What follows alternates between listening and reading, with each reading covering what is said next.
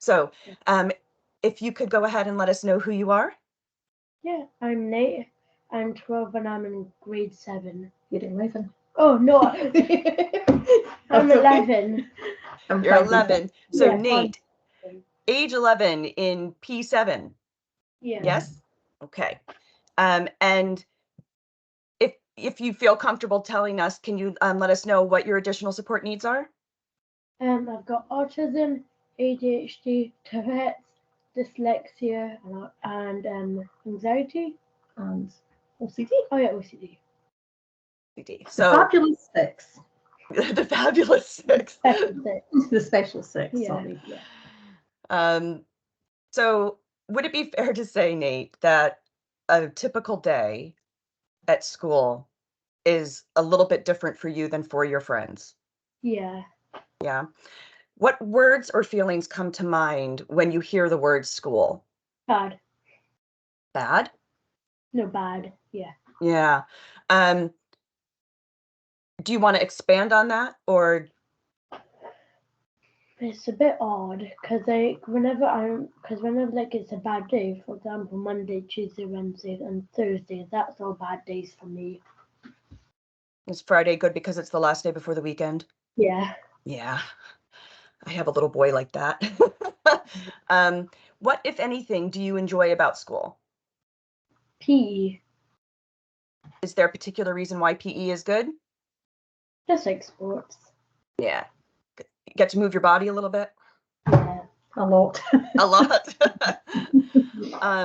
And what, if you can specify anything, would you say is hard about school for you? Literacy, reading, and writing. Is there a particular reason for those things? I mean, you did tell us you were dyslexic, yes? Yeah. Yeah. Yep. That's And so that will be adding an additional complexity. Yeah. Yeah. Is there anything that you feel that your teacher could do to help make the classroom more manageable? No, not really. Maybe just quiet down the noise. Yep. What is the Yeah. most impactful part of a school day? Like what has the biggest impact on you? Probably writing or reading. So would you say it's the expectation of being able to sit still to do that, or yeah. And are you aware of or do you feel like other people are looking at you and knowing that you're not sitting still, or no? Well, that's good. Yeah. We do have that with the overlays though, don't we? Oh yeah. You're not as keen on using the overlays for his reading Oh, because nobody else uses them. oh, but they're awesome. The overlays are awesome. They're like magic. I think it's having to build confidence to let him know that it's okay to use things like that to make school life a little bit easier without him thinking, well, he's not cool. Whereas the reality is he's actually quite a cool kid in school and quite a popular boy with the boys and the girls. No, not girls. Girls love you. Come on. No. And do you know what's interesting is we talked a little bit about this before I hit the record button, but if some other kid who is dyslexic or is finding out they're dyslexic sees that you are using your overlays, then that might be like, oh, well, Nate does it, so it must be safe to do. And I think it's about the teacher and the staff at the school kind of allowing for a discussion on these are tools that help people. They're not indicators of the only word I can think of right now is failure. But do you know what I mean? That's not what they are. They're like, it's like your mom wearing glasses. Yeah. Well, it is. Me wearing glasses like you using an overlay. If I don't use the glasses, I can't read a single thing, and I would stress and So it's okay to use them. I know, Mum. I know. And you could get glasses that have that are yellow tinted. Oh, So yeah. Not cool enough for him. Oh, not cool enough. Okay. Nope, All not right. cool Well, I enough. mean, we do have to be worried about image as well. So, Yeah. So how does school impact on your life outside of school? Not really. Unless there's something going on Yeah. that's causing Or you like stress. Yeah. Yeah. There's stress every morning. Yeah. He's okay once he's there. He's fine when he's there. Well, He's getting through once he's there. He's getting through it. He loves the social side of school. That's one thing he does like. Yeah. There's always stress in the mornings, and sometimes there's stress the night before, isn't there? Dependent on what's going on in school. So I have a question that's not on here. I hope that's okay. Yeah. It just occurred to me while we were talking that, and I think in the past Kelly and I, when we've been messaging each other, we've talked about how school holidays can be impactful. Is it, so I know for my family, the school holidays are a huge relief Yeah. because it's the same. So is it the Mhm. same for you? Yeah. And at the end of the summer holidays, is it hard to get back into the idea that you're going to be going back into school? Yeah. Yeah. I was going to secondary this time, so it's different anxieties this year. Mm.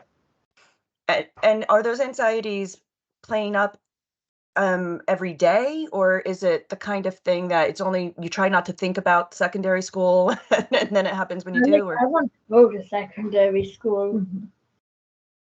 What Nate does is he weighs up excitement against stress, and he'll do percentages, so he'll kind of work it out.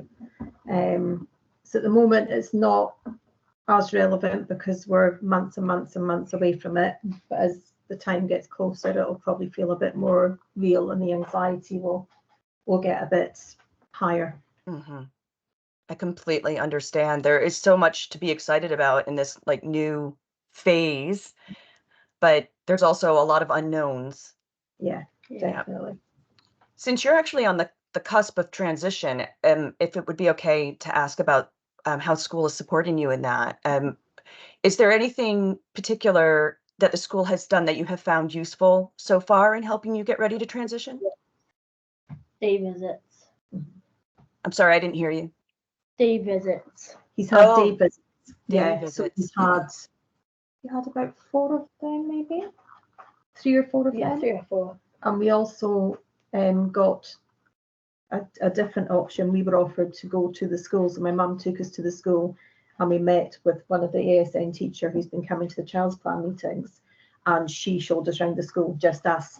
So that was completely separate to the extra transition days that he's had. Sounds like they're doing a great job for you. Yeah. That's From excellent. the time, pretty good. Yeah. Yeah, we've been lucky. And you have a contact at the secondary school so that if you have questions or anything as time is coming up, then you've got somebody right in there. So that makes a huge difference. Yeah, Yeah. she was great actually, and she's been coming to the child's plan meetings for, this is the second year, so she's been attending I think since primary 6. Wow. So she's been nice, and Nate's starting to get to know her and trust her, and being able to speak up a bit as well, which is good. But that's why I said it's Ali Cott, her name is, it's about Nate being able to build that trust with people. Mm-hmm. That is fabulous. That is so, I can see why you're excited, Nate, because you've got a great group of people around you to help you. Yeah. And our last question then is there, if there was one thing that you could tell the adults who are around you or have been around you in the past about school and how it is for you, what would you want them to know? Maybe like some parts are good, some parts aren't. Mm-hmm. Yeah. What about any more help with anything? No. Or no? No. Quieter rooms in general? Yeah. Or Yeah. smaller groups doing things? Just quiet noise. Quiet noise. Yeah. I like that. Well, Nate, thank you so much for your time today. I really appreciate you being open and honest about what your experience is like at school. And I know that it will help other young people who are also finding school to be a little bit difficult. Yeah. It's just having that little bit of a voice will make somebody else be brave enough to have a voice and speak up as well. Yeah. When you've got a child like Nate who's very self-aware of how he is and how he is amongst society as such, he just wants to be like everybody else. And although, you know, I've tried to get him to be confident in everything else, he owns everything that he's got because he's quite happy talking about being autistic, being ADHD, having Tourette's. But if he's got to look different and not into in his head, not in everybody else's head, because his pals are fantastic. Yeah. But if it's not a look that he wants to have, and even though he knows it'll help him, he won't do it. Yeah. So that's really interesting. And that is a comment that is often said at meetings with professionals, where they're saying, we know that this thing would help the child, but they won't engage with that. Yeah. For example, even primary mental health services, you know, we know that this child has something that they need to talk about, but they won't engage with that. Yeah. Nate, as a young person in that situation, can you give any insight as to how an adult could help you, what they could do, that it is within you feeling comfortable?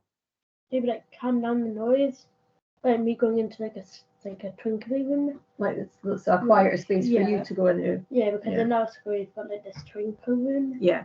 Which I not like the name of. No, it's a bit of a girly name, isn't it? But having a separate space? Yeah. Yeah.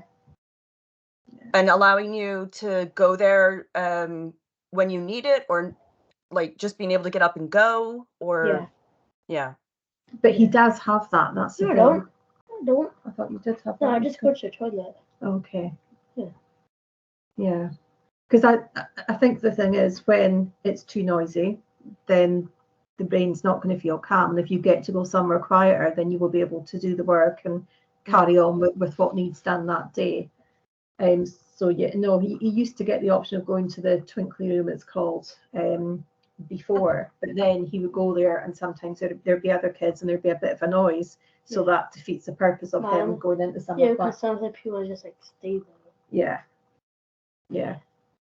He gets a bit irritated and annoyed with it at times. Yeah. He will mask and he will just get on with it and do it, but then he will come home and he'll be quite agitated and a bit stressed out. So it is a difficult thing, and I guess important for everybody to take away is that there is no automatic right answer. There's just trial and error and working with it, and everybody being agreed on the outcome, being feeling more comfortable, and then trying everything that you can to get there. I think it is working with the child as well, because Mm-hmm. some kids might be quite happy to sit with their headphones on so that they can zone out and get a little bit of peace and quiet. Nate has always been very self-aware from a very, very young age. I'm talking from about 2 years old. He was very self-aware and aware of how he wanted to look, how he wanted his hair to be, his clothes. The older he's getting, the more into, he's very specific about colours. And are you okay? Not my fault. Yeah. He's very specific about colours and clothes and things like that within reason. So I think that, along with everything else, is really difficult to find the balance. And you want to be cool. You want to be a cool kid. Who doesn't want to be a cool kid? But you want to be a cool kid within yourself with what you can manage. I heard that you gave a presentation at school from your mom. Mm-hmm. How did that go? Yeah. You want to tell us a little bit about that? Don't really remember. When was that? Was that last year? Year before? Was it? Yeah, roughly. I don't know. Yeah, I think so. So that was on Tourette's. He did well. I wrote out, we chatted and Nate had said the things that he wanted to talk about, but it had to be number 9 at the time because his OCD was number 9. So remember, Mum wrote out 9 things that you'd commented on about your Tourette's. And he wasn't wanting to read them out, but he actually read them out himself. And I think some of the kids asked you questions, didn't they? Yeah. And he did really, really well. I was very proud of him. And I'd let Tourette's Action know. So I think they put it in one of their newsletters that gets emailed out to thousands of people. Yeah. Okay. You were awesome. You were awesome. Famous. No, I am. See, there's that. I mean, you are. You're obviously awesome. It's like, I don't know. Obviously. Yeah. Thank you for spending so much time talking with me today. Welcome. And maybe after you've started secondary school, we can catch up. Yeah, that'd be good, wouldn't it? Yeah.